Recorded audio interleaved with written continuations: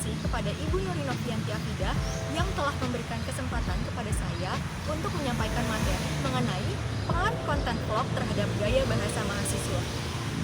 Sebelum saya mempresentasikan materi, izinkan saya memperkenalkan diri. Perkenalkan, nama saya Azahra Hita dengan NIM 1900315 dari Prodi Teknologi Pendidikan di Fakultas Ilmu Pendidikan, Universitas Pendidikan Indonesia. Menurut Andreas Kaplan dan Michael Henley, mendefinisikan media sosial sebagai sebuah kelompok aplikasi berbasis internet yang dibangun di atas dasar ideologi dan teknologi 2.0 yang memungkinkan adanya penciptaan dan pertukaran user-generated content.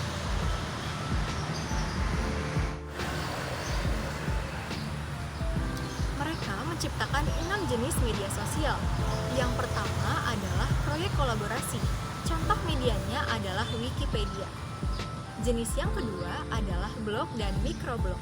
Contoh medianya adalah Twitter. Yang ketiga adalah konten. Contoh medianya adalah YouTube. Yang keempat adalah situs jejaring sosial. Contoh medianya adalah Facebook. Yang kelima adalah virtual game world. Contoh medianya adalah game online. Dan yang terakhir adalah virtual social world. Contoh medianya adalah Second Life.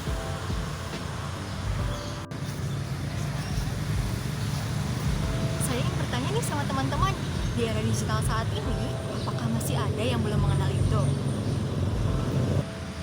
Fakta menarik riset Google tentang perkembangan YouTube di Indonesia. Kini penggunanya mencapai 1 miliar pengguna. Perkembangan YouTube saat ini semakin pesat. YouTube merupakan platform online yang sangat populer. Popularitasnya kini diproyeksikan akan terus meningkat seiring dengan meningkatnya pengguna. Nah, bahkan lembaga riset pasar Statista memprediksi akan mencapai 1,8 miliar di tahun 2021 nanti. Di zaman yang bisa dikatakan modern seperti saat ini, tidak mungkin masyarakat tidak mengetahui adanya YouTube. Sebuah web yang berisikan miliaran video, mulai dari video yang berfaedah, video yang serius, video yang kocak, video yang unik, sampai video yang aneh-aneh. Layanan video streaming YouTube telah berkembang, kemudian menjadi layanan hiburan yang sangat dinanti-nanti oleh masyarakat. Seolah bergeser antara tren yang dulunya suka menonton televisi, sekarang beralih menjadi nonton YouTube. Bahkan, nyatanya banyak loh orang yang menjalani profesi sebagai pengisi konten, kemudian dibagikan ke dalam aplikasi berbagi video ini.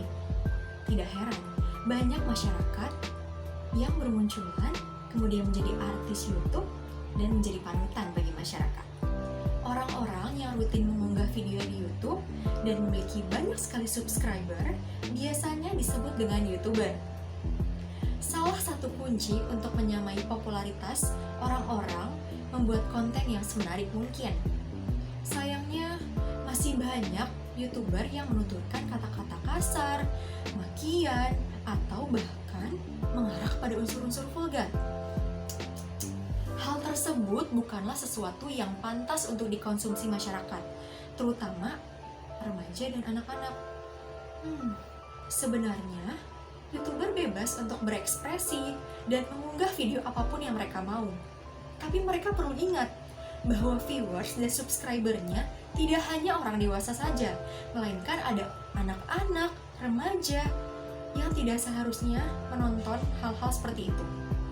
Pada dasarnya, remaja tidak lepas dari pergaulan dengan teman-teman sebayanya. Remaja dituntut untuk memiliki keterampilan sosial, untuk dapat menyesuaikan dengan kehidupan sehari-hari, terutama dengan teman-teman sebayanya ya. Tapi hal tersebut dapat mempengaruhi perilaku dan tutur katanya. Pada umumnya, ada banyak sekali faktor yang menyebabkan anak dapat menuturkan kata-kata kasar dan kotor. Salah satunya adalah karena orang-orang dewasa di sekitarnya yang dengan mudahnya menuturkan kalimat yang kasar pada saat anak-anak ada di sekitarnya, ada di dekatnya gitu ya. Nah, dengan secara otomatis anak tuh meniru tanpa mengerti apa maksud dari kalimat tersebut.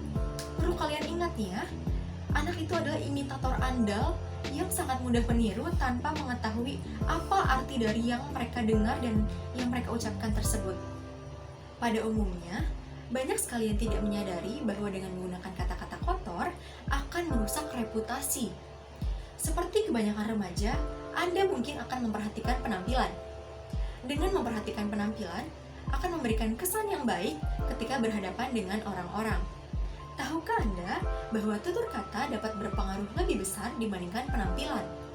Faktanya, tutur kata akan menentukan hal-hal seperti siapakah yang akan tertarik menjadi teman Anda, apakah Anda akan mendapatkan pekerjaan di kemudian hari jikalau Anda belum mengubah tutur kata Anda menjadi lebih baik, dan seberapa jauh orang akan merespek Anda.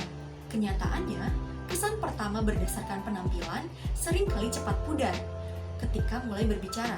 Jika perkataan kalian kotor, maka akan merusak reputasi kalian sendiri dan merugikan kalian. Apakah pantas seseorang secara terus-menerus bertutur kata yang kasar, baik dewasa, remaja, apalagi anak-anak? Tentu saja tidak ya. Karena bagaimanapun juga penuturkan kata-kata yang kotor, kasar itu adalah hal negatif, di mana hal negatif dapat menunjukkan seseorang memiliki inteligensi yang lemah. Kalian tahu tidak inteligensi itu apa? Inteligensi adalah kemampuan berpikir secara terarah, berpikir secara rasional, dan dapat menghadapi lingkungan secara efektif. Kelemahannya dalam artian perkataan kasar itu sendiri, meliputi cacian, makian, kekesalan, ketidaksabaran, atau bahkan menyakiti orang lain, dan tindakan lain yang menunjukkan seseorang tidak dapat menghadapi lingkungannya dengan baik. Maka sadari perlunya berubah. Kemungkinan besar kamu tidak akan pernah mengubah tutur katamu sebelum kamu mengetahui betapa besar manfaat jika kamu dapat mengubah tutur katamu dengan bahasa yang baik dan benar. Tentunya orang tua tidak boleh berdiam diri. Orang tua perlu meluruskan jikalau sikap, perilaku, dan tutur kata anak itu adalah negatif. Dan jangan sampai melakukan tindakan hal negatif lainnya. Apalagi jika anak menganggap tindakan dan tutur kata negatifnya itu, yang kasarnya, adalah hal biasa saja.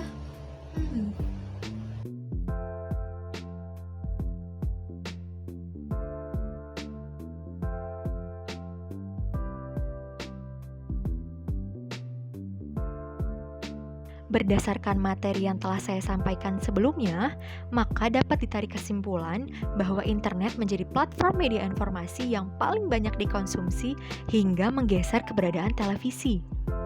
Sedangkan media sosial adalah sebuah media online dengan para penggunanya bisa dengan mudah berpartisipasi, berbagi, dan menciptakan.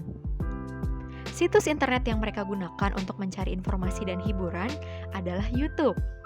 Di YouTube, kita dapat menemukan semua hal yang ingin kita cari. Maka tak heran bahwa apa saja bisa masuk dan terserap bagi penonton. Jika kita sebagai penonton tidak pintar memilih atau menyaring apa yang kita tonton, maka kita bisa ikut terkena terpaannya. Entah itu hanya sekedar ikut-ikutan saja, atau bahkan hingga menirunya. Untuk itu, sebagai penonton vlog, kita harus memilih secara bijak mana saja video yang harus ditonton dan mana saja video yang tidak seharusnya ditonton.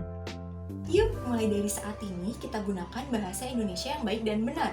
Cintai dan banggakan bahasa Indonesia dalam konteks kehidupan di negeri ini. Karena bahasa Indonesia adalah jati diri bangsa. Salam satu bahasa, bahasa Indonesia. Sekian presentasi dari saya. Kurang lebihnya mohon maaf. Wassalamualaikum warahmatullahi wabarakatuh.